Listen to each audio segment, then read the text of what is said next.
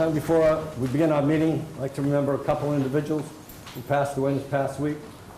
Paul Bugley, whose wife used to work for the city in the school department, passed away this past week, and a longtime friend of the city, Peter Murphy. He was a city councilor. He was the president of the city council. He was a member of the planning board. He was a member of the Newburyport Redevelopment Authority. He was Yankee homecoming chairman. He had a great interest in the city of Newburyport. His father, 3 doors down, ran Bowles Murphy's. For you old-timers, older than me, who remember going there every day, that's where the politics was decided before any city council meeting. So that's where a lot of meetings were held. So let's remember Peter Murphy, who gave a lot to the city, and also Paul Bugley. Thank you.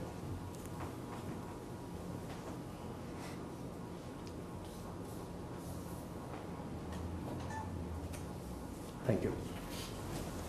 I pledge allegiance to the flag of the United States of America and to the republic for which it stands, one nation, under God, indivisible, with liberty and justice for all.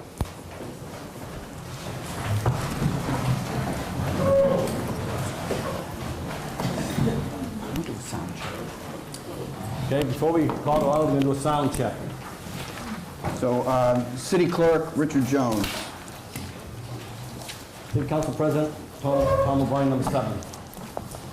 Artie Herzog, number 8. Allison Harquist, number 9. Barry Connell, number 10. Bruce Vogel, number 11. Jared Eigerman, number 12. Bob Cronin, number 1. Charlie Taunton, number 2. Larry Genta, number 3. Megan Kinsey, number 4. Ed Cameron, number 5. Now take the roll call for City Council meeting of September 8th, 2014. Councilor Harquist. Present. Councilor Herzog. Here. Councilor Kinsey. Here. Councilor Tonto. Here. Councilor Vogel. Here. Councilor Cameron. Here. Councilor Connell. Present. Councilor Cronin. Present. Councilor Eigerman. Here. Councilor Junta. Present. Council President O'Brien. Here.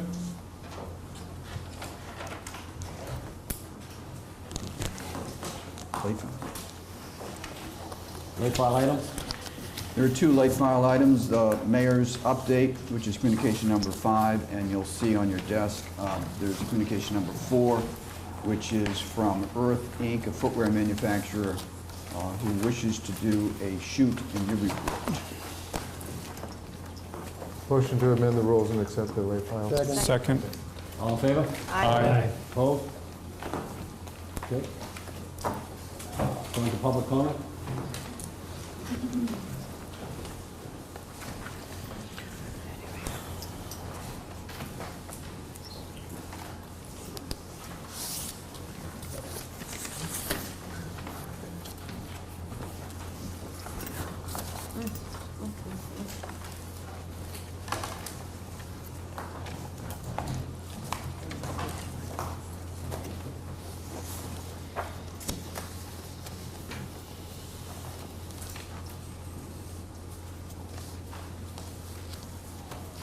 Public comment is limited to 2 minutes per speaker.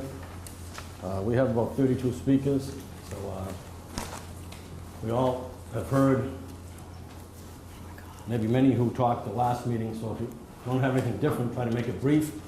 I will be definitely shut you off for 2 minutes. Last time I gave 2 minutes and a half, 2 minutes 40. That won't happen tonight.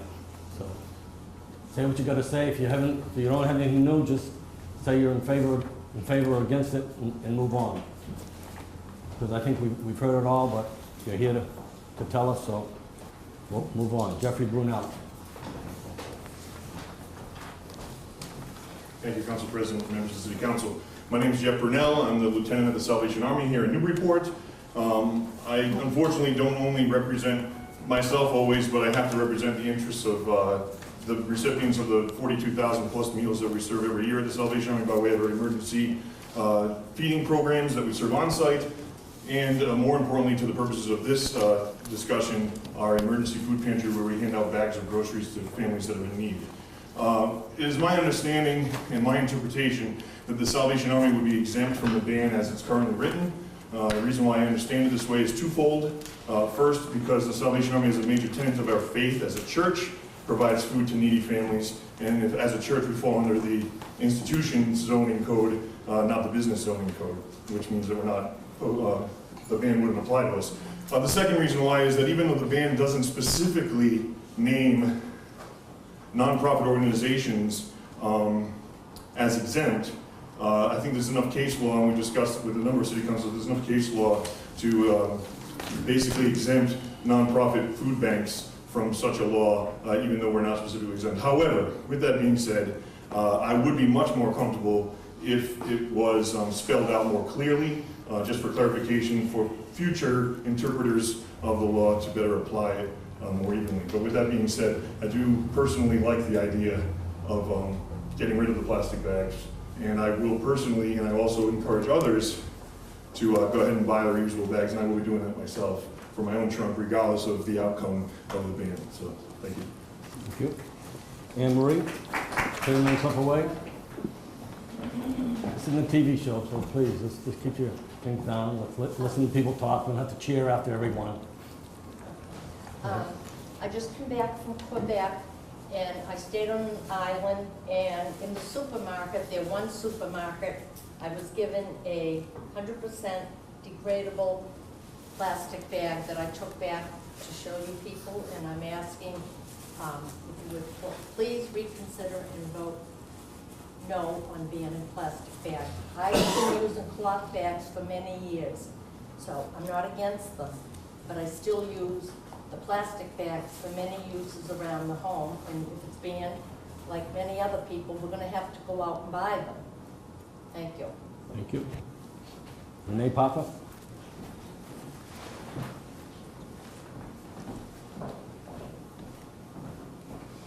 Hi, my name is Renee Papa. I'm in favor of getting rid of the plastic bags. Having lived abroad for several years, we all survive, we all get along without the bags, and it's a no-brainer. It's not a big deal. We'll get past it.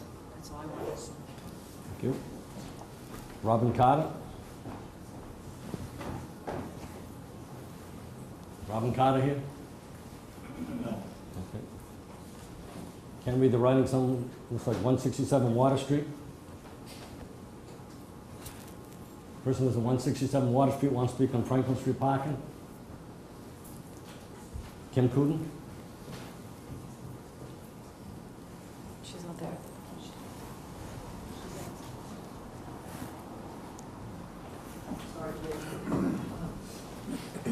Yes, hi, Kim Cooten, 44 Hale Street, just stopping in on my way back from grocery shopping. And, you know, they used to put everything in plastic here, and I think it all, you know, would have had like 12, 13 bags, and these two from Mexico work just great, so I'm for the ban. Thank you. John Giordano, 7 North Acton. Good evening. I just want to say I'm very much in favor of the ordinance. I'm very pleased that the first reading went as it did. I just want to say that I listened very carefully to the city councilors at that first meeting. I was very pleased to know that many of them did their research and really looked into this issue.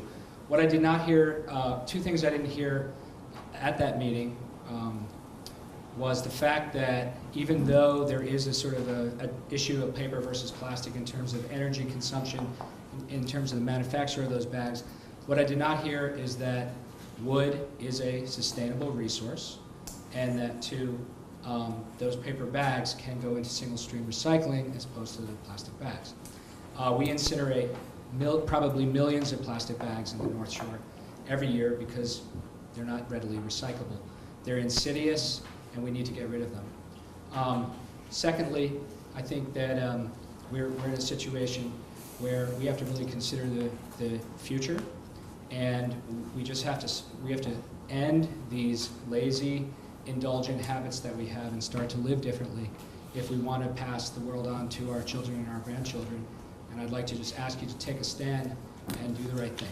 Thank you. Thank you. Walter Rybecki?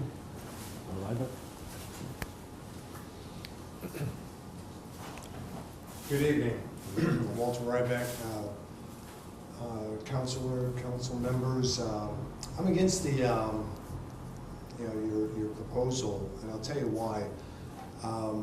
I looked at the paperwork that it's written up as, it says a single use, and I find it in, and it's 3 mil or what have you with handles on it, so I brought a couple. And I've been using these bags.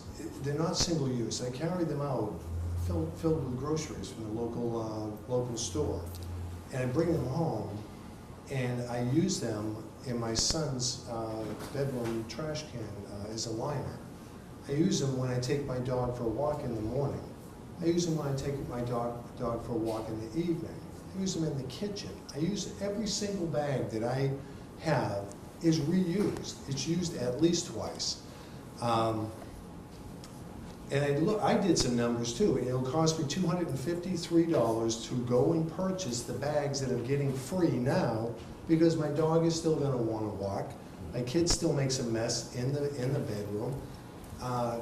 And if there's 1,000 people in Newburyport that are put in the same position, that's $250,000 that we're not gonna be spending at Atomic Cafe, at Denise's Flowers, at Plum Island Roasters, at Famous Pizza.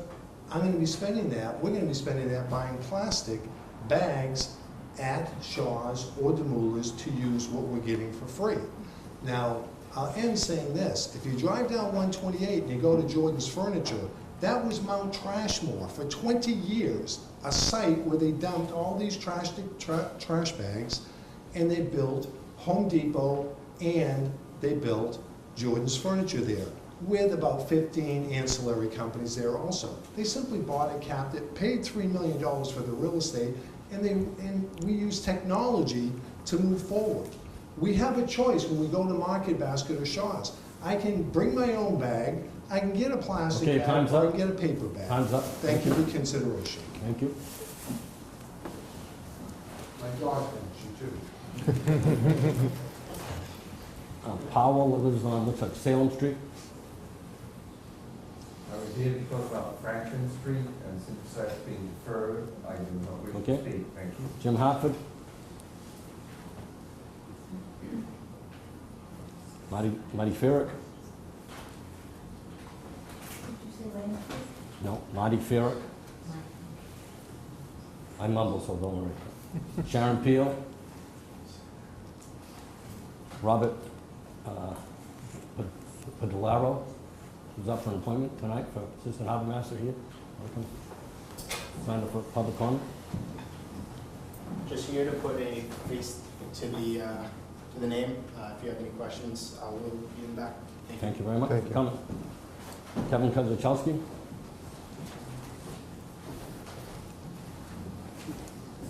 Kevin Kozachowski, 152 Water Street, for the past 20 years. I'm handing out some maps of the Franklin Street area, and so you can get a visual picture of the area and see how many neighbors are in favor of removing that no parking sign that was recently installed. Some of those names and addresses are on the original recall petition confirmed and filed by the city clerk back in June, and another 22 signatures were obtained by my wife and I recently. I realize they're not certified at this time, but by no means am I going to risk my good reputation by trying to forge signatures.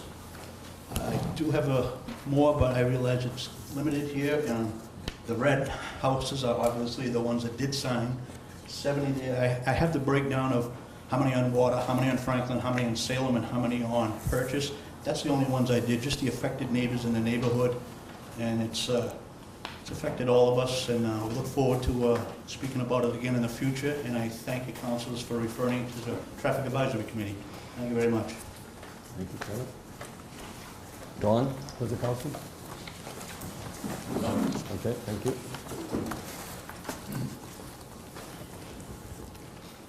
Looks like 1.5 Franklin Street. Anyone here from 1.5 Franklin Street like to talk? 1.5. Franklin. Okay. Good evening. My name is Johanna Korst. I live at 1.5 Franklin Street. I know that the Franklin Street issue was sent to the Traffic Advisory Commission, but I wanted to be heard, so I appreciate your time. I know this has dragged on for months now, and I know the Public Safety Committee and the City Council are both tired of this issue, and I don't blame you. I'm tired of this issue. but this impacts my daily life, so I feel it's important enough to keep fighting. The reason we are all here again is because the resident at 4 Franklin Street secretly came to the city council and exaggerated an isolated incident when supposedly she could not get out of her house due to a car parked on her sidewalk. Through her own comments to the council, it was revealed this incident was more than 4 years ago with a person who has not lived on Franklin Street in more than 4 years. No one parks on her sidewalk. That is not a public safety issue. This situation started because of a personality conflict between the residents at 3 and 4 Franklin and the resident at 154 Water. The residents at 3 and 4 Franklin do not like the tenant living in the first floor of my building. The tenant in question is an odd and quirky guy who can be very annoying, but that is not a public safety issue. The resident at 4 Franklin complained that he closed his car door too loud. She complained when he warmed his car in the morning. She complained about his coughing outside her house, which is due to asthma. She just did not want him parking in front of her house. What we have is a neighborhood dispute, not a public safety issue. As a side note, through neighborhood discussion over this parking ban issue, other neighbors shared their experiences with the resident at 4 Franklin, where she told one resident their outside light was too bright, it bothered her, and they needed to change it. She told another resident they needed to clean up the front of their house and make it look more presentable when she was trying to sell her house last year. I think it's important to see the neighborhood history here. Also, since the parking ban has been in place, the resident at 4 Franklin has been looking the other way when the resident across the street at 5 Franklin parks in the no parking zone, so they can leave the space available in their driveway for visitors. So this is such an important issue, but not when someone she is friendly with wants to park there. I know this is all nonsense, and I absolutely recognize that, but this hypocrisy is just another example of why this is not a public safety issue. We also have the new issue of cars driving at a higher rate of speed at the end of our street, now that it's been opened up so much. Children get the bus at the end of the Franklin Street, and that's a real public safety issue. Also, I mentioned previously that I am a single woman, and I'm concerned about having to walk multiple blocks in the dark after work and in winter conditions, because I can no longer park on my street. Okay, time's up. Okay, thank you. Thank you. Walt Thompson?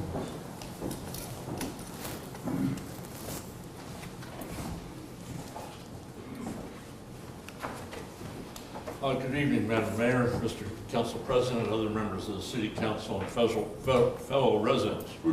My name is Walt Thompson. Before I begin my prepared remarks, I just want to thank the Council and the Mayor on behalf of the Bartlett Mile Commission for the support of the Big Dog Show and on the ongoing remediation of the frog pond. Newburyport generally elects those we feel who can bring us to a better future, to stand up to be a local decision maker, not to let decisions slide to Beacon Hill, to set an example for the Commonwealth, to be role models for our progressive community, a future of we, not me.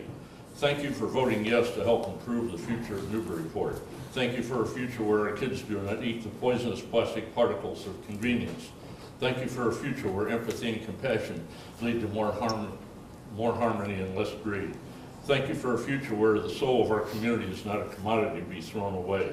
Thank you for a future without plastic bags, whose useful life is short, but whose lasting effects always do harm. Thank you for voting yes on saving our kids. Thank you for voting yes to being leaders. Thank you for leading us to fewer microparticles and plastics in water, soil, air, and our food. Here in Newburyport, we have led, where our forefathers took a stand against lords from overseas. Here in Newburyport, we have led, where William Lord Garrison called us to abolish another form of economic and personal slavery. Here in Newburyport, we have led, where women and men sailed away on clipper ships onto other stormy seas to return with new products and ideas. Here in Newburyport, where we joined in the recent market basket demonstrations of doing what is right. Thank you for leading us to fewer plastics by banning plastic bags. Thank you. Thank you. Thank you. Joe Texera?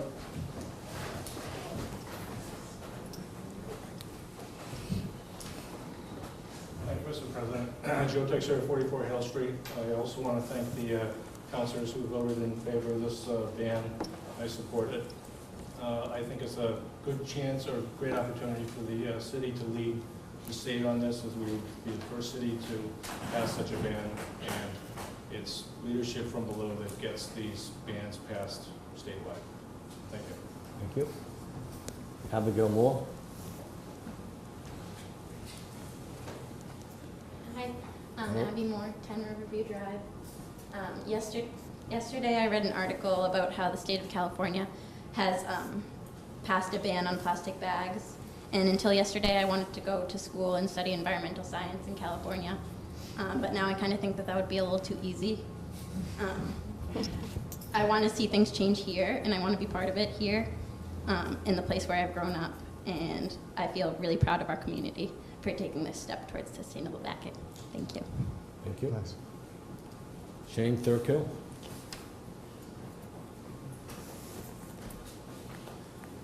Hi, I'm Shane Thurkill, and I just wanted to thank the councilman for approving their plastic bag ordinance, and just I appreciate your leadership in our city. So thank you. Thank you. Sharif Deard. Good evening, councilors, council president. I know when these discussions come up about such a ban plastic bags, a lot is invoked about future generations and what we're leaving to our kids. And I think we have a responsibility to leave a sustainable and working environment for them.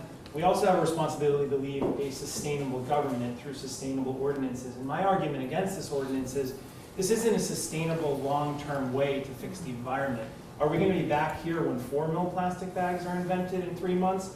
4 mils is 1/1000th bigger than 3 mils. That's almost nothing.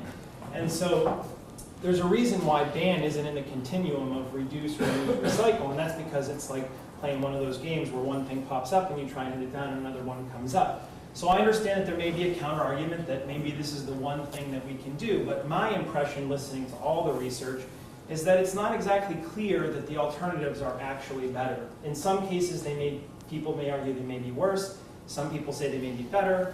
And that applies for both paper bags and reusable bags. Paper bags may have a bigger carbon footprint. It's hard to say depending on the study of the week. Reusable bags have to stay in service for a long time before they sort of become energy positive. So what I'm saying is it really sustainable government to ban plastic bags now? And what are we going to be banning next? And if this is the strategy that we're going to take. So I'd like to see further efforts on recycling, particularly curbside for plastic bags.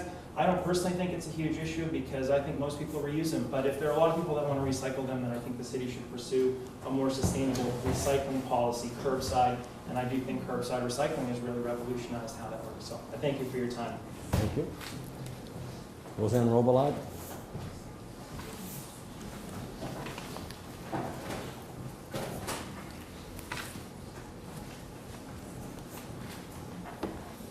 Good evening, councilors. My name is Roseanne Robillard, and I'm here to speak on, I think, communication number 2 in your packet, and that is a walk for the poor.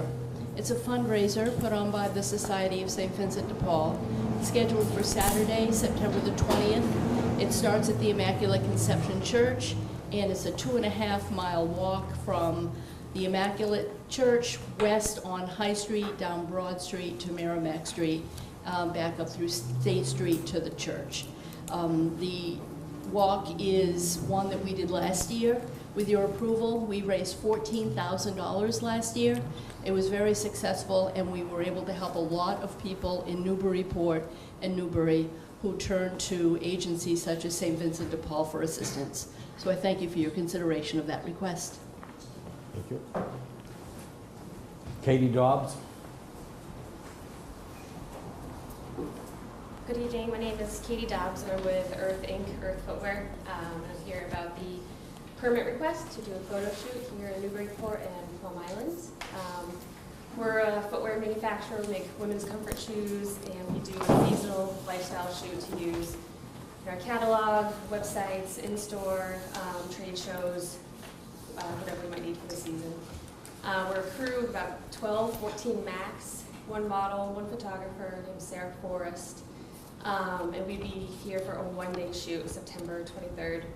The rain day is September 24th. We're pretty unobtrusive. We're a very transportable crew, no big equipment or anything, all handheld devices, no lighting, just reflectors and stuff. So just want to use this beautiful city as a backdrop to our shoot. Thank you. Oh, I do have one more request. I was wondering if this could possibly be passed tonight, as I understand that the next meeting isn't until after our scheduled date. Thank you. There's probably a possibility then. Okay, thank you. Leah Petty, please. Hi, my name is Leah Petty. I live at 10 Ting Street. I would first just like to say thank you for the 6 council members who voted yes on the ban last 2 weeks ago. I personally get really nervous speaking in front of crowds. I never like peer editing at school. I never do school like projects that are presenting very well. But this ordinance has been so important to me that I put my comforts aside. This is my second time speaking. I post in the Daily News. I've gone out of my comfort zone to stand up for this, and I would just like to thank you for showing me that that paid off. And also, being a senior at Newburyport High School, I've been looking at colleges lately, and just online, and I knew I wanted to go into an environmental field, but I was thinking that I would struggle to find a program because a lot of the adults I know aren't in environmental fields. My mom went to nursing, my dad is a businessman, I know just local businesses, engineering. I don't really know anyone, but every school I've looked at has an environmental major, and I just feel like environmental problems are so important. They're everywhere now. It's inevitable. We should take a stand now and be a leader and show that we can make a difference. Thank you. Very Thank good. you. Good job. Lindy Lanfear?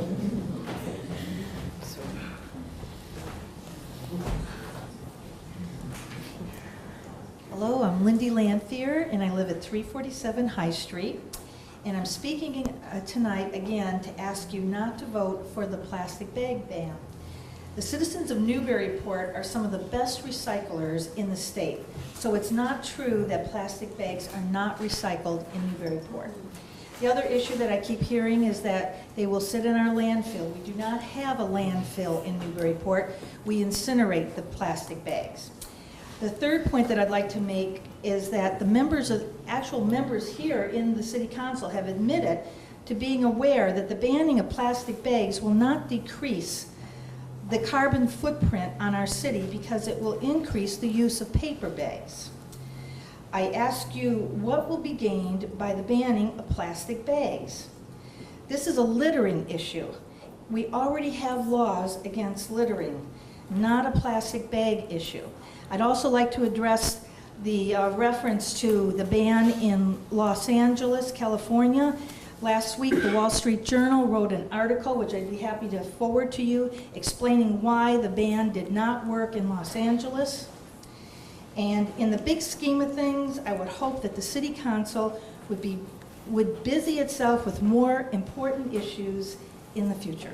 Thank you. Thank you. Monica Chase.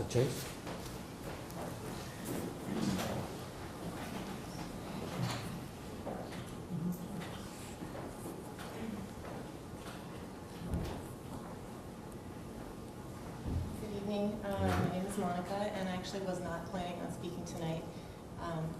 But I actually have a letter to the editor that I never sent. And my connection to the plastic bag is that I lived in Boston until about 2 years ago when I moved to Newburyport, and volunteered with the Sierra Club of Massachusetts to better understand the issue and to draft testimony in support of the ban in the state of Massachusetts. So I'm just going to quickly read my statement.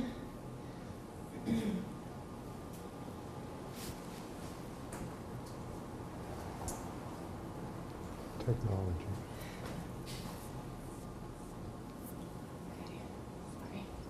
What glides down our highways, washes up on beaches, floats down rivers, catches in trees, and is a hot topic in communities from Albuquerque to Abu Dhabi? You guessed it, the plastic grocery bag. For all its convenience, the plastic carry-out bag has become pretty inconvenient. Although a paper bag is no angel, a non-biodegradable plastic bag lives on, showing up in all the wrong places. Carried by a gust of wind, plastic bags escape from cars, boats, picnic tables, shopping carts, landfills, and garbage cans. They lodge somewhere in the landscape or travel downriver into the ocean where they float indefinitely or wash up on distant shores. The U.S. International Trade Commission estimates that 100 billion plastic carry-out bags are used in the United States every year. Their size, shape, weight, and sheer number make them virtually impossible to manage. Despite our efforts to reuse and contain them, plastic bags have a sneaky way of getting into the environment and staying there. Consider this, in 2012, volunteers picked up more than 1 million various types of plastic bags along coastlines across the globe, mostly over a course of a single day. Plastic bags can also be harmful to wildlife, such as turtles, whales, birds, and seals. Rogue plastic bags contribute to a larger plastic debris mess. Plastic is one of the most common and persistent pollutants in ocean waters and beaches worldwide, taking centuries to biodegrade. Meanwhile, it fragments into smaller bits and can leach toxins into the soil and water or become part of the food chain. To stem the tide of disposable plastic bag litter, a growing list of cities, regions, and countries have instituted some Okay, form time's up. Kristen Wolf. Hi, I'm Kristen Walsh. I'm at 1 Merrimack Street, and I'm here to be in favor of the plastic bag ban. In a little, if you will, celebration of the plastic ban 2 weeks ago, I went to visit Great Barrington. My reason for going there was to learn more about how it was implemented, what the problems were with both consumers and with retailers, and to learn what kind of things that they were doing and implementing. Great Barrington put their town is very much like Newburyport in that they have a charming downtown center and they have an outer, larger shopping area, much like our Port Plaza and Market Basket Center. I spoke with 12 different businesses in the downtown area, 5 large businesses in the outer area, and spoke to 21 different consumers in the outer area and 12 different consumers in the inner area. And one of the things, I'll wrap it all up by saying, to every single one, with the exception of the one retailer at the GNC store, said this was rough. It was not a happy first 30 days. And you know what? March was a bad month. April was better. June was a little tough because a lot of people came back from, for summer, and we had to relearn, we had to reteach. But this was something that everybody, to the one, said that it was a positive thing. And this lady, who, it's hard to see her, and I apologize for that, but you can see she's carrying a bunch of different objects. She's just come back from shopping, and she'd forgotten her shopping bags. She said that she would be a great case study because she had threatened in a letter to the editor to start shopping in a nearby area called Adams instead of putting up with a bag ban. And said that she has since come around and it's really not that big a deal. In addition, Guido's Fresh Market, they had initially opposed the ban. They have now not only accepted the ban, but now have instituted it in Pittsfield, where there is no bag ban, but they have decided that it is the right thing to do. Thank you very much. I hope you'll still support the ban. Thank you. Catherine Gendron.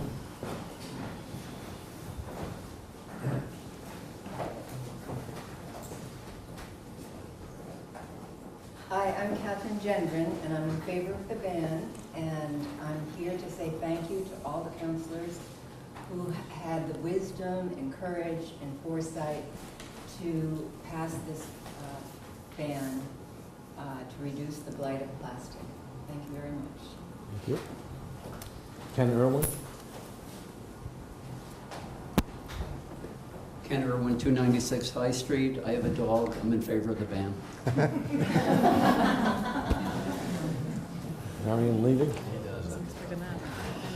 Marion Leighton Levy, 323 Merrimack Street, and thank you all for supporting the ban. And I think it's a great idea. I think a lot of the rest of the country and the rest of the world is far ahead of us in this regard, but let's hope we can catch up. Thank you. Janine, can you read the last name, 261 Merrimack? Hi, good evening. My name is Janine Brunel-Looker, and I reside at 261 Merrimack Street in Newburyport. I really wanted to take this opportunity to thank all of you, everybody in this room, for listening to a group of children who decided to get out on the street and talk about their concerns. The basis of their concerns was that the planet is not only turning into what's looking like not a safe place for their future, not only in terms of plastics, but in terms of climate change, and that they felt powerless. It was the feeling of there's really nothing to be done and we should just keep living as we have been living until we can't anymore.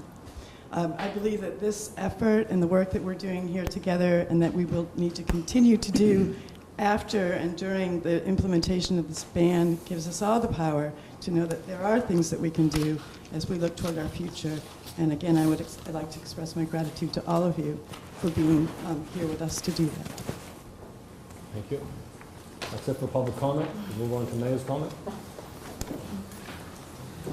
Good evening, President O'Brien, members of the City Council.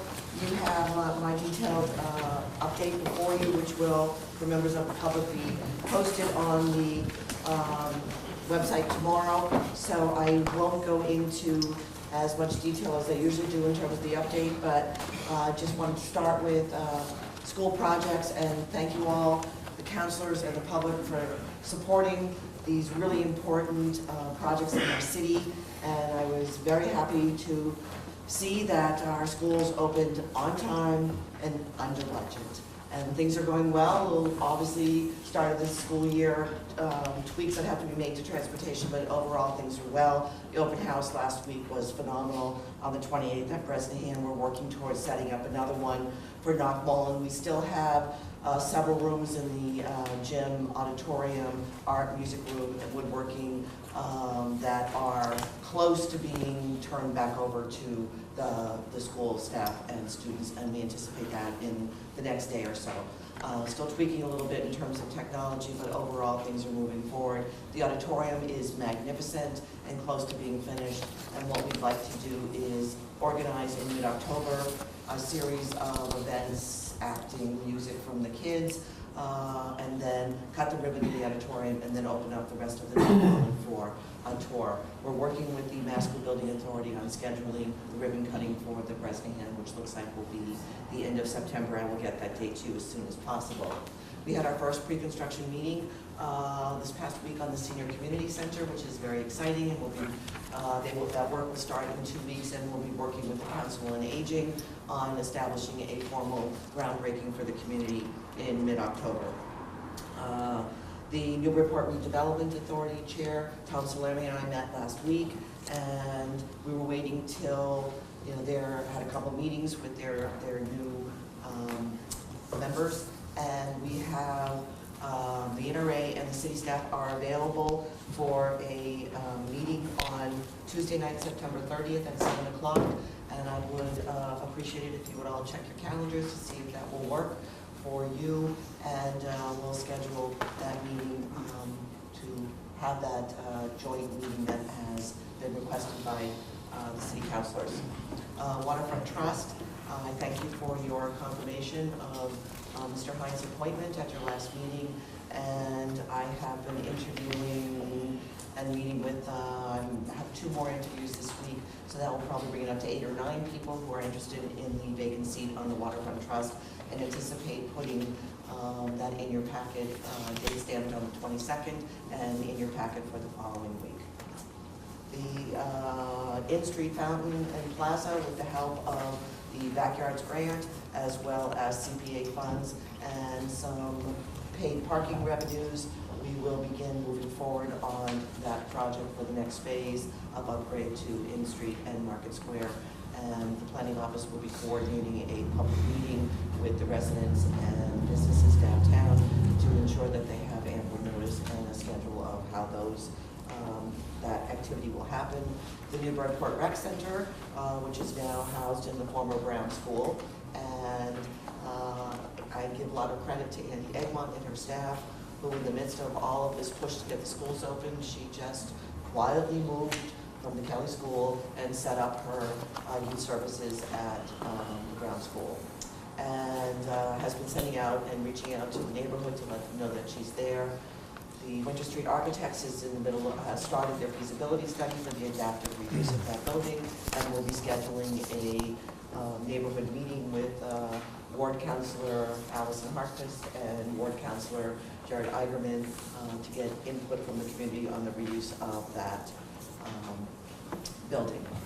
The Kelly School, as I had mentioned to you in my last update, we were not totally enthralled with the 3 proposals we got for that building, so it's going back out to bid tomorrow, and we're extending that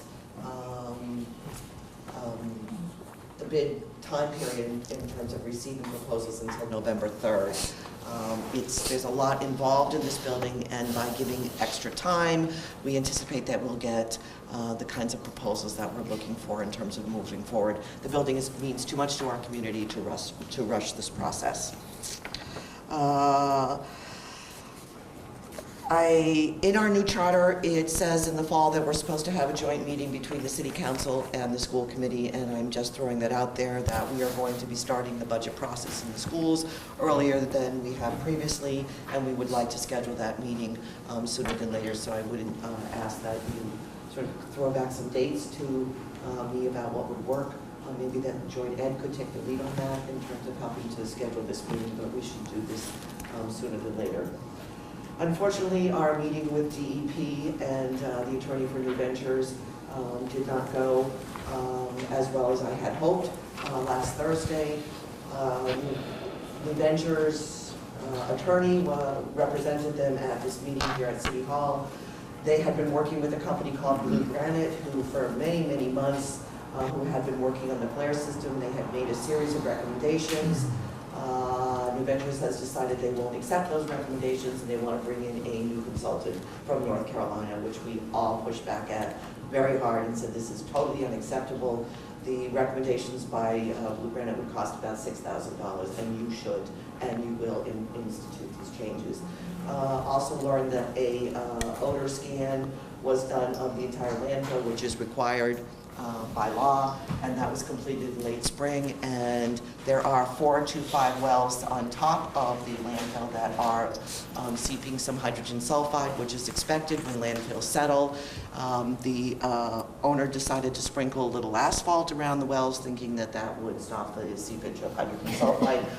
It did not. The proper technique is to, first of all, the mound has to be mowed. You have to pull back the turf, sod, and then with a heat gun seal the liner, and that's what we're pushing for to happen. We've been told that a timeline will be forthcoming from DEP, and DEP has also been working for many, many months on a new strategy and had told us that they will get us the information soon. I asked, is that government soon or normal soon? And I was told it was normal soon. So I have a couple weeks. I've also reached out to our legal team and asked them to really look, do we have any other options at this point in terms of not being able to get to this final phase of closing the landfill. Would just like to give a word of praise to Lise Reed, who once again organized a wonderful meeting with the Morrill Foundation, who, as you know, has been tremendous contributors every year. This foundation is set up in honor of former Mayor Gaydon Morrill, and they contribute anywhere from $85,000 to, in the past it's been to $120,000 to support our parks and open spaces in our community. So we have proposals that we presented our proposals, and we should be hearing from them soon in terms of which ones they will be funding. In terms of the city council meeting, I know that you have worked on the firefighters contract. I can assure you this was a very, very long and difficult negotiation process, and I give tremendous credit to Peter Lombardi for his diligence in getting this done. Even though the total transfer number looks a little large, it really comes down to $3,719 per employee. It's retro for last year and going forward. And it is consistent with all the negotiations that we have done with our other union contracts. And finally, I would just like to again commend the councilors who supported the plastic bag ban, and I believe that this is the right step for our community. I know that there's concerns about paper, there's other concerns that were brought up tonight, but we have an opportunity as we create, after the, hopefully the ordinance is passed tonight, that we have an opportunity to create the policies and procedures to begin to look at some of the concerns that were raised, to clarify nonprofits, to one of the things that I would really like to see included in the ordinance is that we're collecting data so that we have a sense of where we are at periodic benchmarks and the impact this is having. I don't believe at this point that you should start amending this ordinance. You have worked, the team that worked on this and brought it to you have studied, researched, and vetted this for many, many, many months. It's time to take the vote. Thank you for your time, and we do have a short executive session at the end of the meeting tonight. Thank you very much. Move on to the consent agenda. Consent agenda this evening consists of the approval of the minutes for August 25th, 2014. There are 2 transfers. First transfer is office budget, contingency, $122,724, to firefighter's salary, $110,493, and to deputy chief salary, $12,231. That's to be referred to Budget and Finance. Second transfer is the office EMT stipends, $25,000 to firefighter salaries, $24,000 of that, and to deputy chief salary, $1,000, again to go to Budget and Finance. There are 3 communications. First is a block party, Otis Street from Garden Street side, to be held September 27, 2014. That's in for approval. The second is the Society of St. Vincent de Paul Walk for the Poor, September 20th, 2014. That's in for approval. And the third is an NRA letter to the council requesting a meeting date. That's referred to general government. There are 3 first readings. First is Robert Pedalero, 1756th Street, as Assistant Harbor Master and Special Police Officer until December 1st, 2017. Next to our reappointments, Craig G. Holt, 33 Carter Street, to the Licensing Board until June 1st, 2020. And Lance Thokel, 1885 Southeast Irwin Road, Port St. Lucia, Florida, Assistant Harbor Master and Special Police Officer till December 1st, 2017. And that's the consent agenda this evening. What's the wish of the council? Motion to approve. Second. All in favor? Aye. Opposed? Move on to the regular agenda. We have a confirmatory appointment because of an address correction for Stephen Dodge, 18 Union Street, to the Historic Commission, August 1st, 2017. If I could suggest, Mr. President, that should be 1 reading. So moved. Second. All in favor? Aye. Okay. Communication number 4. Communication number 4 is on your desk. It is a letter from Katie Dobbs to the City Council. Earth Inc., footwear manufacturer, women's comfort fashion shoes, is scheduled to photograph for our spring-summer 2014 lifestyle photography in Newburyport on September 23rd, rain date 24th.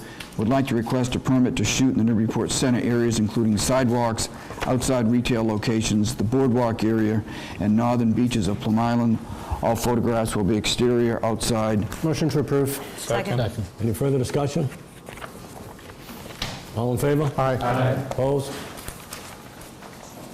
Motion carries. Like I said, don't worry about it, no problem. Orders, there are none. Correct. Ordinances is something coming up, I can't remember what it was. Ordinance 1? Ordinance 1 is a second reading for 6.5 Environment Plastic Bags, short title, Thin Film Plastic Bags Ordinance, as it was read and published for the first reading. Motion to approve. Second. Discussion? Councilor Herzog? Mr. President, I move to amend this ordinance in 3 separate amendments. I have given language to you and to the council. If this, I'd like to begin by amending number 1 to relocate text, if the clerk could read the language, if there's a second. It says simply relocate text from Chapter 6.5, Article 3 to Chapter 9, Article 8, explanation. 6.5 is codified for environmental laws such as wetlands protection. Chapter 9 is codified for business regulations at retail stores. Submitted, Councilor Ari Herzog. Is there a second on this amendment? Second. Any discussion? Further discussion? Councilor Herzog? Thank you, Mr. President. This was discussed in committee meetings. I raised the issue. The committee did have a spirited discussion on it, as I recall, but we did not take any action. My explanation is, I think, sufficient. If you look at Chapter 6.5 in our Code of Ordinances today, there is only one thing in it, and that's for the Wetlands Protection Ordinance. I don't think this particular proposal has anything to do with the Wetlands Protection Ordinance. However, Chapter 9, Article 8, has a series of sections specific to retail stores. And I think this particular proposal is more apropos to Chapter 9. Then again, I'm not gung-ho on this one way or the other. I just think it should fit in Chapter 9. Any further discussion?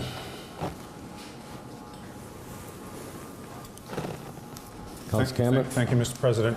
I'm going to vote in opposition to this amendment. Two reasons, as Councilor Herzog said. One, he is not even that gung-ho on this. Two, this will be a substantive change. My understanding from a discussion with the clerk prior to the meeting that if you change a comma, change a word, that's not necessarily a substantive change. Anything further than that would be a substantive change, which would make this back to a first reading, and we'd get to do this all over again in 2 weeks because it would need to be published.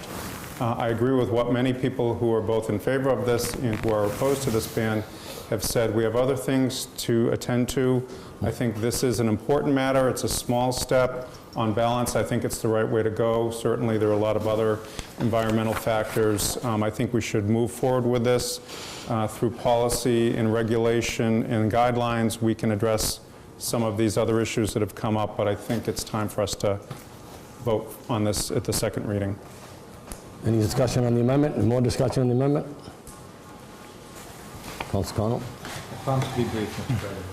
I doubt it. I also rise in opposition to this amendment. We had a substantial amount of discussion in committee on this and chose not to change it because we saw no substantive advantage to the city, to the businesses or its residents. And while I appreciate Councilor Herzog's diligence here, and he has contributed significantly to the quality of our discussion in committee, I stand in opposition because I think it's just plain unnecessary and would add needless delay. Thank you. Any further discussion? All in favor of the amendment? Aye. Aye. Aye. Aye. Opposed? No. No. Roll call, please. Councilor Huckquist. No. Councilor Herzog. Yes. Councilor Kinsey. Yes. Councilor Tonto. No. Councilor Vogel. No. Councilor Cameron. No. Councilor Connell. No. Councilor Cronin. No. Councilor Agaman. No. Councilor Junta. Yes. Councilor O'Brien. Yes. Motion fails. Next amendment, Council. Thank you, Mr. President. I move to amend same ordinance by amending section 6.5-45 definitions. If the clerk could kindly read the text. First would be a deletion of the definition of retail establishment. Second would be the creation of a new definition as follows. Recyclable paper bag shall mean a paper bag that is 100% recyclable, is comprised of a minimum 80% post-consumer recycled content, and displays the words reusable and recyclable in a highly visible manner on the outside of the bag. Submitted, Councilor Herzog. Need a motion to approve? Motion to approve of the amendment. There's a second? Second. Discussion, Councilor Herzog. Thank you, Mr. President. On number 1, deleting the definition of retail establishment, I'd like to read to you the definition for retail establishment currently in the proposal. It says, retail establishment shall mean an establishment engaged in any business or marine uses regulated under Section 5 of Appendix A of the Code of the City of Newburyport, Massachusetts. Mr. President, last week I walked around City Hall. I went to the assessor's office. I went to the building office, I went to the planning office. I asked all 3 offices to please tell me which companies in the city are engaged under either business or marine. Nobody had an answer. We don't keep those lists, Mr. President. This is an unenforceable definition. As such, I suggest deleting it.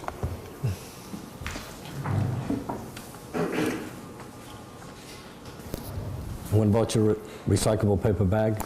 Oh, yes. On recyclable paper bags, I've engaged in correspondence by email with Philip Seago of the Massachusetts Sierra Club. I asked him his perspective on this. He didn't have a perspective one way or the other. His feeling is that most paper bags at retail stores are already recycled. However, I feel to be environmentally friendly, we should mandate that paper bags are indeed recycled bags, that they're sustainable bags, and they're not using virgin wood from trees. Any further discussion? Councilor Agaman. Yes, I rise in opposition to the amendment for many reasons. First, language really wasn't the reason we split 6-5 on this. We made a policy call on this. There's going to be regulations written over the course of months. The regulations don't go into effect right away. This is, it's time to move on. On the assertion that the definition of retail establishment can't be defended or enforced, that's absurd. I don't quite understand why the counselor didn't go to our zoning administrator. He is the keeper of the zoning code. He didn't mention the zoning administrator. Every business has to comply with their zoning code already, so it's already on record. We're not inventing a new definition. That's how the city is run. I don't know what the recyclable bag definition adds, but again, I go back to my original point. You know, we had a very tough time with this on the council. We've spent too much time, frankly, on it. It's time to vote, not tinker. Councilor Connell? Thank you, Mr. President. I'm going to respond to part of Councilor Herzog's comments by reading an email. Dear councilors, the Massachusetts Sierra Club would like to thank the Newburyport City Council for voting in favor of the plastic bag ordinance at your August 25th meeting. We respect and support the work of Citizens for Sustainable Bagging and others who have worked on this effort. We are very pleased with the ordinance that has been developed. The Sierra Club, along with other environmental advocates, have been working for many years to pass a similar law at the state level and are encouraged by the recent success at the local level on this issue. We urge you to vote yes on the second reading at your council meeting tonight. Signed, Philip Seago, environmental advocate for the Massachusetts Sierra Club. Councilor Herzog? Thank you, Mr. President. If I could respond to the Ward 2 councilor. It's really not preposterous, councilor. I spoke with Jill Brennan in the assessor's office. I spoke with Kate Newhall-Smith in the planning office. And I spoke with Barbara Pulaski in the building office. I asked all of them the same question. I showed them a list. I showed them a printout from our zoning code from Section 5 of Appendix A. Section 5 of Appendix A lists specific types of businesses, specific types of marine uses, specific type of institutional uses, and so forth. It lists a 3-digit number for each zoning item. For instance, retail trade has one 3-digit number. Retail services has another 3-digit number, and so forth. I asked each of those individuals to please tell me what businesses in the community are under each code. None of them had it. We don't have it. It doesn't exist. So it's unenforceable. Councilor, arguments? Just so I understand, are you asserting that our zoning code is unenforceable? No. When cases come before the Zoning Board of Appeals, as Kate Newhall-Smith informs me, when issues come before the Zoning Board of Appeals, they make sure that that specific business is allowable under the code. But we don't maintain, City Hall does not maintain a list of active businesses by each allowable use. Further discussion? Roll call on this one, please. Is the motion to approve on amendment number 2? Councilor Hartquist? No. Councilor Herzog? Yes. Councilor Kinsey? No. Councilor Tonta? No. Councilor Vogel? No. Councilor Cameron? No. Councilor Connell? No. Councilor Cronin? Yes. Councilor Agaman? No. Councilor Junta? No. Council President O'Brien? Yes. Motion fails. Amendment 3. Council? That's all for me. It's moot. You have one, the other one? No amendment for me. No more amendment for me. Thank you. Okay. Any further discussion? Oh, sorry. Councilor Junta? I'd like to talk a little bit about the unintended consequences of the bill. The one thing we tried to communicate in our last meeting about this was the fact of paper bags.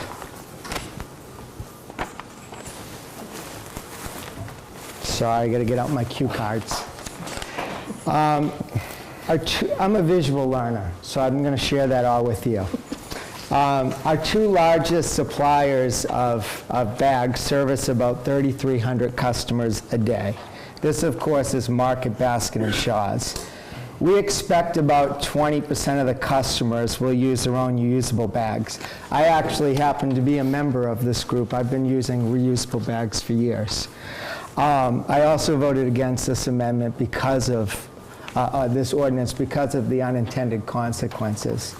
20% is approximately 660 customers per day that will use the reusable bags. And here's my visual learning piece. When we subtract the total folks that use reusable bags from the 660 customers from the 3,300 per day, we project that about 2,640 customers will use a paper bag. Here's the unintended consequences.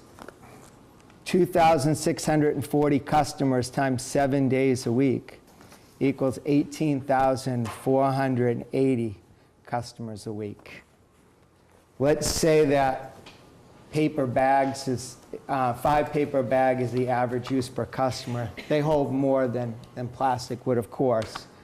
If you had 18,480 customers times 5 paper bags, that's 92,400 paper bags per week.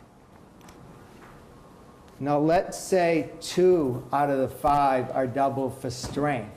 Historical data shows that people do double up the bags for strength.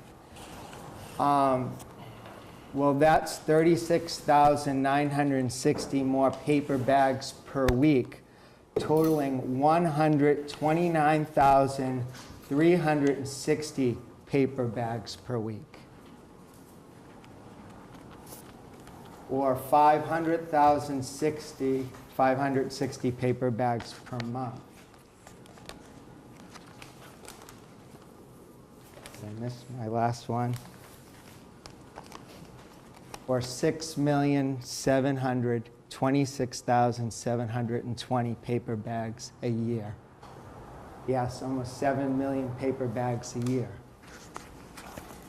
And these numbers don't include CVS, Rite Aid, Walgreens, Marshalls, Pennyworths, Kmart, Olympia, or any place else in town. In 1999, 14 million trees were cut to produce 10 billion paper grocery bags used by Americans that year alone. Paper bag production delivers a global warming double whammy.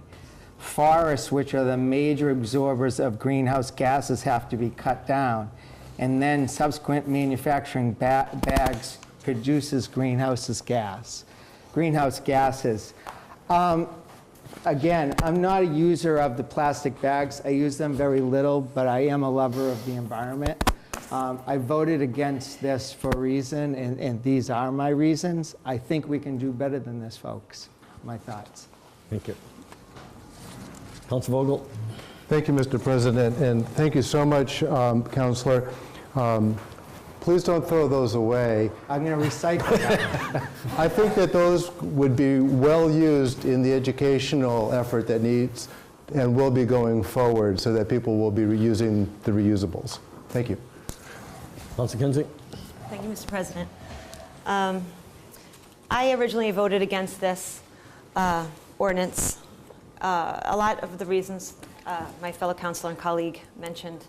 I don't have any new information since the first reading. A lot of the same information came back to me via our constituents, with the exception of one quote that I got from a constituent, and I'm going to actually just read the quote directly. And let me also start with, I want to be behind this. The intent is something that I'm behind. It's the ordinance as it plays out that I can't get behind unless there's changes made. So here's the quote. A closer look into the report demonstrates a slight increase in reusable bags and a steep increase, nearly 500%, in paper. The bag ban in itself, while eliminating plastic, was just as important in an effort to shift people towards reusables. We applaud the work of the City of Portland, the partnerships, and all of the Bring Your Bag outreach and education work. But we feel we're still not hitting our ultimate goal, though, this current policy, as the paper bags stack up. It continues, the quote, simply put, the pass-through cost helps shift consumer behavior. We live in a capitalistic society, and decisions consumers make are highly motivated by the dollar. And it doesn't take much as we look around to see what other cities are doing. Certainly, the path to ban plastic bags was laid in San Francisco, sans fee on paper. But revisiting the policy years later, San Francisco was joined by 40-some cities in California that found that that fee necessary based on consumer behaviors, and it's a necessity, but does it really work? The quote continues, consider this. In Washington, D.C., a bag fee was placed on plastic bags, and the little 5-cent shifted consumers from an estimated 270 million bags per year to just 55 million bags per year. The businesses that reported estimated a range of bag use down by 50 to 80%, and that makes a good business sense too. Nickels add up to business savings, and the dramatic decrease in bag use means substantial reduction in the overhead costs to business. And that's from a July 4th, 2012 post entitled A Better Bag Ban on a site, if those listening want to look it up, www.banthebagspdx.com. So in summary, sir, plastic was banned in Portland, Oregon. There was minimal increase in the use of reusable bags.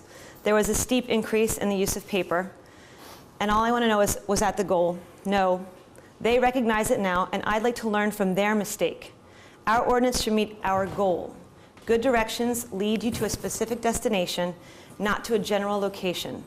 This is my only issue with the ordinance before us. It gets us to a general location, but at the expense of a carbon footprint that is made deeper by a steep increase in paper bag usage, while we wait out our desire to eventually get to where we want to go. I believe we can all agree to our specific destination, to be a community with more environmentally friendly practices. I'd like to learn from others. When I choose to buy a car, I ask around. I ask my friends who already own the one that I'm looking at. So we can learn from Manchester by the Sea. I wrote about them, spoke about them 2 weeks ago. We can learn from Portland, as it is laid out in the quotes above. We are too smart to make the same mistakes and yet expect a different outcome. I want to do this right. I just want to do it right the first time. Thank you, sir. Thank you. Any further discussion? Councilor Cronin. I just had Mr. Rubicki, if he's still here, kind of stole a little bit of my thunder, but there's approximately 1,500 licensed dogs in Newburyport. And Mr. Rubicki mentioned the 2 bag-a-day walks, which is what I was actually calculating on, and thankfully I'm not visual as... Yeah, thank you. But, but at 3,000 bags a day times 365 is 1,095,000 bags of dog waste in the city alone. Now, I'm not going to be so naive as to sit here. Yeah, I did the math. I'm not going to stand here and suggest that there are some residents that don't go out and already buy rolls of dog bags at Petco or wherever. But I also am not as naive to sit here and suggest that the tens of thousands, if not hundreds of thousands of bags used are used picking up dog waste. And these are going to have to be replicated. And these are going to be replicated at a cost, and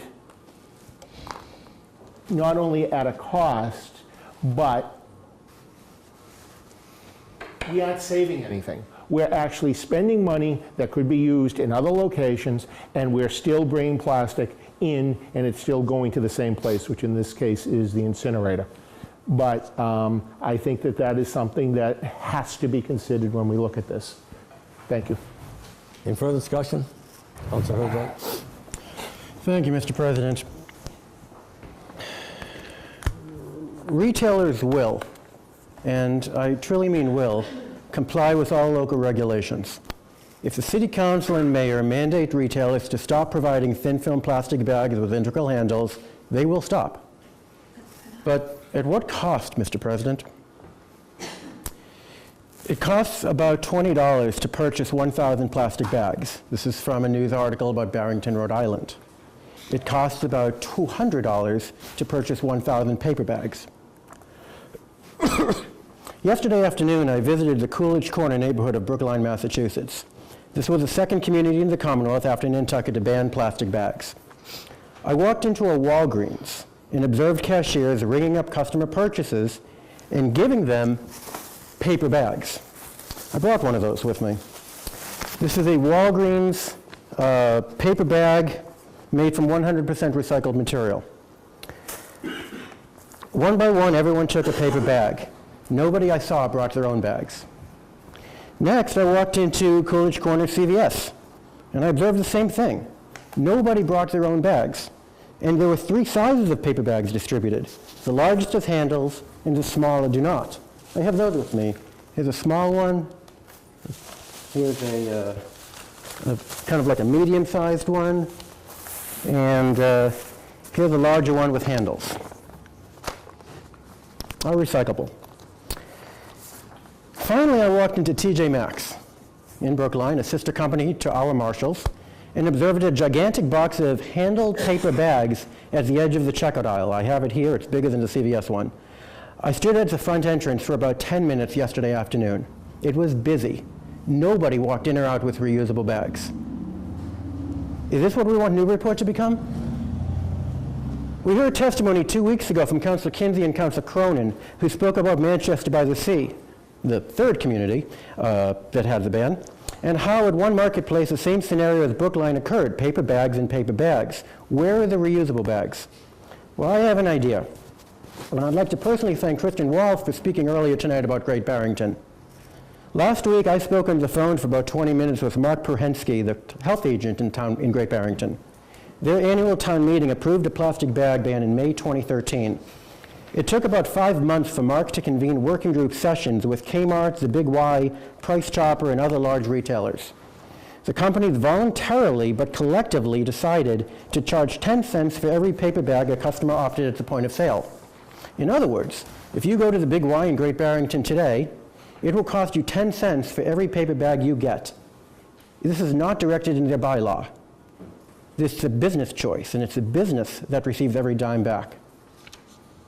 I asked Mark if he knew how many shoppers availed themselves of paper bags in town. He said a tiny fraction. Most use reusable bags. He elaborated that concurrent to the working group session, there were campaigns in local media, standouts in public squares, banners, and word of mouth. Everyone knew about it. Because business was beside town leaders, few opposed it.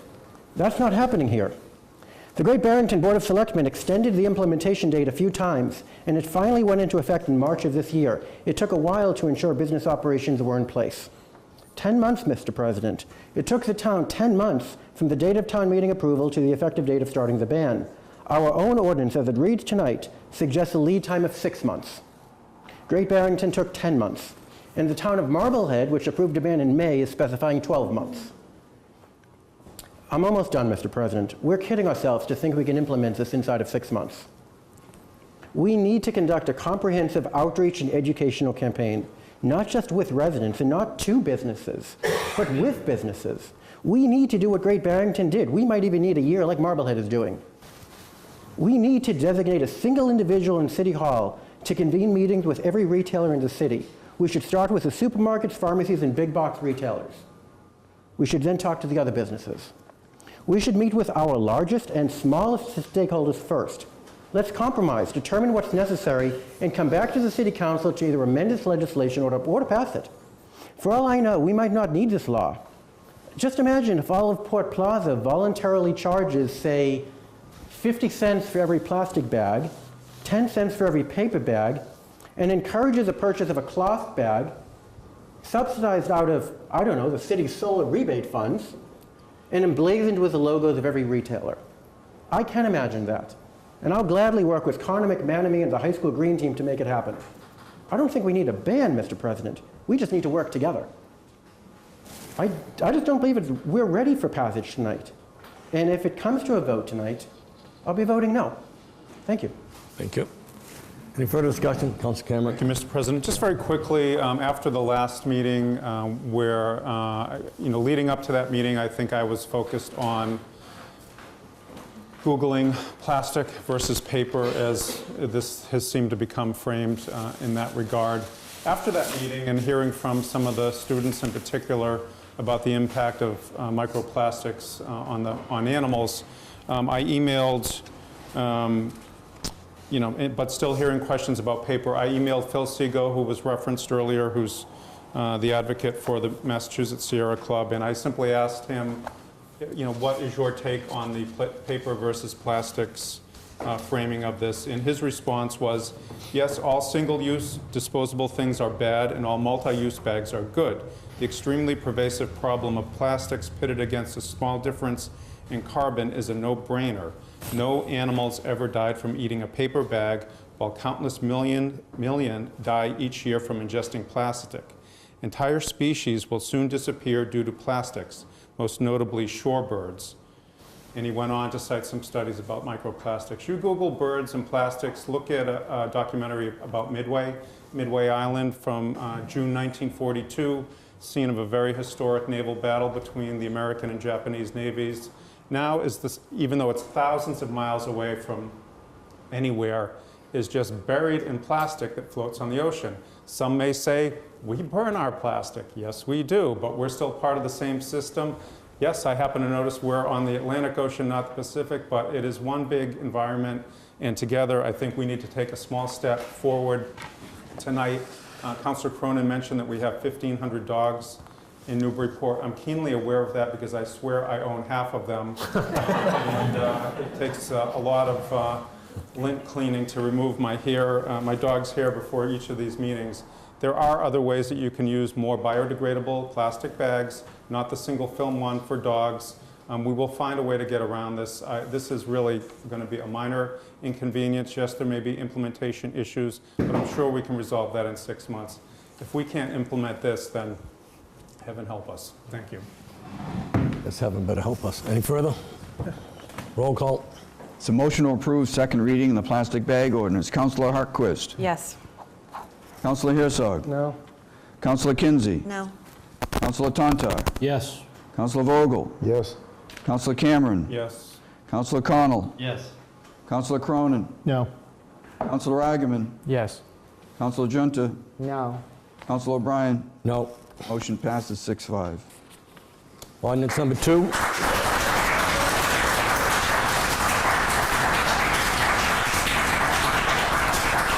Ordinance number 2. Ordinance number 2 reads as follows. Section 13-179, handicap parking, simply to delete Essex Street, one space at 26 Essex Street, submitted Councilor Agaman. Motion to refer to public safety. Second. All in favor? Aye. Opposed? Motion passes. Ordinance 3. Ordinance 3, 13-168, amend. No person shall park any vehicle on the following streets or portions. Olive Street, extent on the easterly side from Merrimack. We're having a meeting here. Keep your conversations outside if you like to. On the easterly side from Merrimack Street running southerly for Jesus. a distance of 40 feet, submitted Councilor Cronin. Yep, I'm sorry. Thank you. That was going to be a second reading. The publication is still pending. Therefore, we're going to go right by it. Thank you, Councilor. Thank you. What are we doing with it? Sorry. Pardon me? Next time. Okay. Oh, Next thank time, you. it just did not Thank have you. the 10 days sufficient. Sorry, I'm a little bit like asleep. Is that it? Committee items. Budget and Finance. Has it moved to remove item number 7, firefighters contract, bargaining agreement? All in favor? Aye. President, move to approve. Second. Discussion?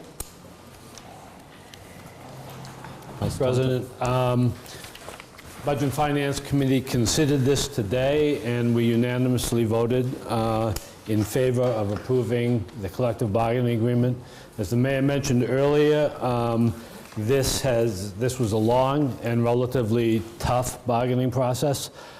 We had representatives of the union in our committee meeting, the chief and also Peter Lombardi, and all agreed. I think one of the members of the union said it best. We gave some, the city gave some, and we feel that this is an equitable, fair agreement. Essentially, it results in a cost of living increase, retroactive to July 2013 of 2% in this fiscal year, and 1.5% in the last fiscal year. It also enables the city to move forward on introducing emergency medical service, and changes some of the agreements within the union to accomplish that, and that has been a goal of many for some time. So again, we move passage. Thank you. Any further discussion? All in favor? Aye. Opposed? Motion carries. Next. President, move to remove item number 8, supplemental budget. All in favor? Aye. Opposed? Go ahead. President, move to approve. Second. Discussion? Counselor? Yes, this also came before Budget and Finance. This fund results, this money basically results from the fact that, after the state review of the fiscal year 14 budget, they make an assessment. The budget process that we went through and that we passed was based on conservative assumptions. After the state reviews it, it turns out that it was a conservative assumption in terms of fiscal year 14 revenue, and there is more revenue than had been thought. So therefore, the fiscal year 15 budget was tight. However, all right, compared to last year, the state cut back its local aid, and so therefore the net increase from both the cut in state aid that had been anticipated and the better performance in fiscal year 14 is that the city has $31,490 for the fiscal year 15 budget in addition to what it had. The administration is proposing that that be allocated as follows: $15,000 to the UMass Collins Center for Consulting. That consulting will provide the city with consulting services in moving forward on the emergency medical service, and also in examining the potential for combining police and fire dispatch. All right, it's a service that provides crunching a lot of data, to use the vernacular, and the city feels it would be useful. Secondly, budget visualization website, $3,000. It's based on a system used by the city of Arlington, and it's something that I favor very strongly. It will provide a gateway online for the public to examine the city budget in detail, and will make that process much more transparent to the public. The third is additional $9,882 for additional hours for fire and police department executive assistants. As you will recall, in the last budget process, the council decreased the hours for fire and police department executive assistants. That occurred because the administration had not come to the council originally asking for an increase in hours, and it was perceived to have been perhaps a runaround around the council. This time, the administration is bringing it before us. Both the city marshal and the fire chief have the assessment that these additional hours are necessary for the efficient operation of their respective departments. Finally, for payroll and benefits coordinator position, an additional $3,608. In committee, we asked a number of questions as to why this was necessary, given the fact that the city's human resource director, or that position exists. The human resources director has a role that is, use it, a higher role, a higher function. These tasks that would be fulfilled would be predominantly clerical. And so there is a reduction in the human resource directors having to fill out a lot of paperwork and pay attention to that clerical detail, and would allow the human resources director to focus his or her attention on health insurance, recruiting talented people to come to the city, and that sort of thing. So the committee, once again, unanimously voted to approve this. Any questions? Councilor Herzog? Thank you, Mr. President. If I could direct a question, I'm guessing, to someone from the city. Two specific questions regarding the budget visualization tool. I have no objection to the tool itself. Just for the record, I'd like to know, number one, the name of the company that is performing this, and number two, I see that the cost here is for $3,000. I recall approximately 2 years ago, we approved a contract with Virtual Towns and Schools for building a new city website. I recently went back into the records for that. That website creation was $8,500 one-time fee, and we're currently paying a little less than $2,800 every year. I'm therefore wondering, I know that technology changes frequently and updates are needed, upgrades are needed. Can you say for certain that there will or there won't be any future costs after the $3,000? If there will be costs, can you give an approximation of what it might be? Good evening, Councilors. Name of the company that hosts or has designed the visualization website is Visual Government. They're based out of Arlington. They've worked with that community. And the $3,000 is a one-time fee. It's essentially to register the domain and host the site for 12 months. This is the first iteration of their website. They plan on applying for a Community Innovation Challenge grant with a number of other municipalities that they're working with currently to fund the next generation of the website. It's open source data, and I know some other communities have actually used the model that they've set up and have run entirely on their own. So I don't anticipate any future costs for hosting the site. Just as a quick follow-up, Peter. You said that $3,000 is for 12 months of hosting plus a domain. We already have a domain. Might I suggest that you could work with the company to say, hey, we already have a domain. Can you just somehow let it appear that whatever they're doing it as, that someone visits cityofnewburyport.com and it's already there somehow. Certainly work with them on making sure that the branding is consistent. Thank you. Any further discussion?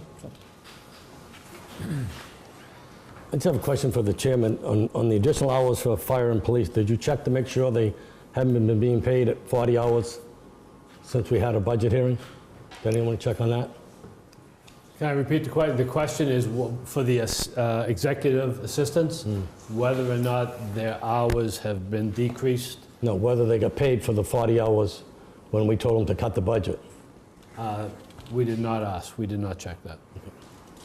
I believe it was mentioned in the meeting, and maybe Mr. Lombardi can elaborate that their hours were reduced to 35. I assume that meant pay was reduced. Yeah, the pay was reduced to the 35-hour-a-week salary, and the transfer that's before you is essentially to bring them up to 40 hours a week. Effective when? What's that? Effective when? Effective, I believe either today or tomorrow was what we made that calculation based on. So this will be from, say, September through Next Would June? be for the balance of this fiscal year, would So be this is only, including retro. this is only 9 months? Yes, it's 9 months for the 2 positions. There's no retro or anything? There's no retro. So next year will be more then, right? Because it'll be for 12 months, Yeah, it will be slightly more than that, yes, correct. okay? And then the payroll benefits, since no one had a question, I had a question. Will the $3,608 be deducted from the Human Resource Director? Since these are duties that that person was doing before, we're told that's all they did was benefits, so will this $3,608 be deducted from the salary when we hire somebody? Right now, the salary, or the position's posted with a salary range. The salary range is, I believe, $68,000 to $73,500, which is what's in the budget. So I'm asking if we can go below 70 to show the savings in this. I think there's certainly some consideration in bringing that new person in. That just got reposted again, correct? What's that? Just got reposted? It was reposted last week, that's correct. Thank you. It's open until filled. So this benefits coordinator, will they do health insurance? Yes, sir. They'll do, they won't work with the PEC per se, and deal with the negotiation, working with the vendors and the different unions. But they will do, basic policy changes, deal with the clerical end of open enrollment and those kinds of things. Because the council said that the human resource director will be doing health insurance, but really this person will be doing part of it, correct? They'll be doing the administrative clerical work behind it, yeah, not the higher level negotiating With PEC rates and, and that kind of right, thing. Yeah. right. Thank you. Councilor Herzog? Thank you, Mr. President. Just one other piece. On the Collins Center Consulting for potential EMS in-house services, I forget if the chair already said this. Is there I recall the fire chief talked about this during the recent budget talks, but is there a guesstimated date if all the I's are dotted and all the T's are crossed and everything works out from the Collins Center and from the city, when we might see an in-house EMS system? I would defer to the chief on that. Thank you for the question. This, along with fire-based EMS, is something that we're addressing in baby steps, and as we get through collecting the data and finding out what makes sense for the city of Newburyport will have to be addressed through the budget process. So I don't have a date for you, but it won't be this year, maybe next year, but again, it's something that you'll see in the budget process. It's going to take a while to get there. Thanks, Chief. Any further discussion? All in favor? Aye. Opposed? Anything else? Anything else, Council? Anything else? No, thank you, Mr. President. Join Ed? Thank you, Mr. President. On everyone's desk, I believe there's that's on everyone's desk, right? Just mine? Well, hello. Let me share it with you. There's 2 meetings. They happen to be on the same day, same time, but they happen to both be kind of the hot topics in education right now. One is Common Core State Education Standards. It's an informational meeting. It's free. It's Tuesday, September 23rd at 7 p.m. Elks Lodge on 25 Low Street. It's an informational session. It includes a presentation by the director of the Center for School Reform of the Pioneer Institute, who will detail how the Common Core was developed and why there is growing nationwide opposition to the implementation of the new centralized standards. So if this is something that is of interest to anyone here or anyone watching, that is on the 23rd, Tuesday at the Elks Club at 7 p.m. Also, same day, same time, there happens to be a meeting, a Coalition to Reform Chapter 70 is starting to form. Chapter 70, for those who don't know, is the state's mechanism for funding education. And that's at 25 Green Street in Ipswich, Massachusetts. 25 Green Street in Ipswich at 7 p.m. That's it, sir. Thank you. Just to follow up with Councilor Kinsey, I also believe, I got an email back, there's the Bresnahan open house that night. Bresnahan? Yeah. Another one? Yeah. Oh, for the parents. Busy night. Busy night, that's all. Pick your poison. Eeny, meeny, miny, moe. License and permits? Yes, Mr. President. Motion to remove item number 5, request to sell reusable bags in Market Square. Second. All in favor? Aye. Opposed? Go ahead. Motion to approve. Second. Discussion? Thank you, Mr. President. License and permit met real quickly this evening. We approved this request, although he did ask to sell them in the summertime. I think it's appropriate that we pass it tonight. And we have recommended that he calls Ann Ormond with the Chamber and to join forces with the fall festivals that will happen in the next few months. Thank you. Any further discussion? All in favor? Aye. Opposed? Coming out?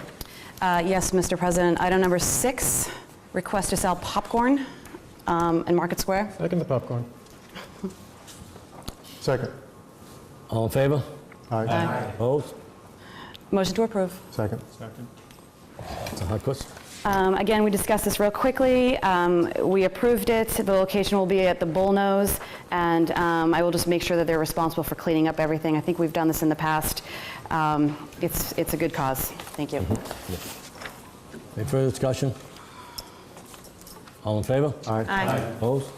Anything else? With your permission, Mr. President, I'd like to remove item number 2. It's the amendment for the plastic bags. Second. All in favor? Aye. Opposed? Good. Just motion to receive and file. Second. All in favor? Aye. Opposed? Anything else? That's it, Mr. President. Thank you. Neighborhood and City Services? Yes, Mr. President, I'd like to remove from committee the Mark Basket letter regarding plastic bags. Second. All in favor? Aye. Opposed? Mr. President, move to receive and file. Second. All in favor? Aye. Opposed? Anything else? No, sir. Planning and Development? Nothing to report. Public Safety? Motion to remove item 1. Second. All in favor? Aye. Opposed? Motion to approve. Second. Discussion? Council Cronin? The Green Stride Half Marathon is one of the bigger, more popular events in Newburyport. It was maybe one of the events that prompted some of the recent changes in our policies.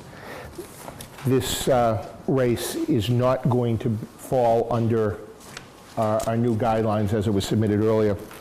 The race director, who was here earlier, has been working diligently with city staff and public safety committee.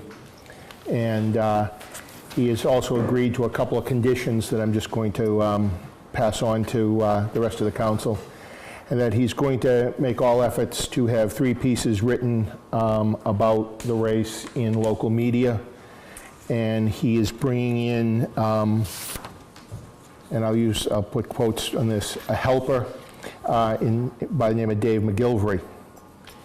Dave McGilvery, if you haven't heard of him, he happens to be the race director of the Boston Marathon, was the coordinator of the Atlanta Olympic Marathon, has been over to Greece for marathons over there, also the Disney Marathon. So I think he has a little expertise that he can bring to Newburyport. He is also one hell of a excellent celebrity bartender. He is going to, the Green Stride is going to submit letters to all residents along the course. To the Turkey Hill residents, they're going to actually do a little more outreach to them to get them involved. Road signs will be placed every few hundred yards along the course 1 week prior. There will be electronic signs. There'll be runner control, including local police input and putting more police on the course, and the social media aspect of it. So with all those conditions, Public Safety voted 3-0 to support this event, and also I think we are going to monitor it pretty closely for problems in future handlings of the event. But it was 3-0, and I would urge approval. Councilor Johnson? This race here falls into the category if I'm ever elected city councilor. I love the road races. It brings people to town. It's a good thing. This particular road race locks the West End in because it hits both Story Ave and Hale Street. So without boring you on how I try to get home from Home Depot and can't because all the roads are all blocked off, I did spend a lot of time talking with the race director, and he put these items together, which makes me happy. We're going to let the residents of the West End know what's going on so folks aren't surprised like it's been in the past. And then we're going to hope to encourage him to have maybe a different route next year. But the show must go on. So, thank you. Thank you. Any further discussion? All in favor? Aye. Opposed? Motion carries. Anything else? Nothing further. Public Utilities? Nothing tonight. Rules Committee? Nothing to report. Go to the order. We're going to move into an executive session for the reason that the city clerk will, if I have a motion to go into executive session, Go into executive session. Second. the city clerk will read the, The reason is number 3 under Chapter 39, 23B, to discuss strategy with respect to litigation. and we will not be coming back, so we'll ask the general public to please vacate the area, and we'll be moving into executive session. Roll call. What's that? In a roll Roll call right now? Go ahead. Yes.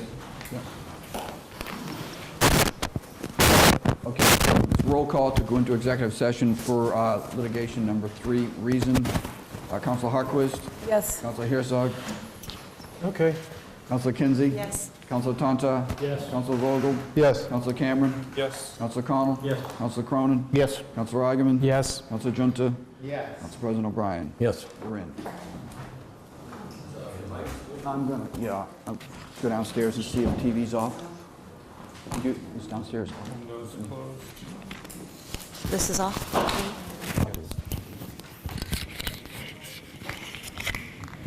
Herzog signing off.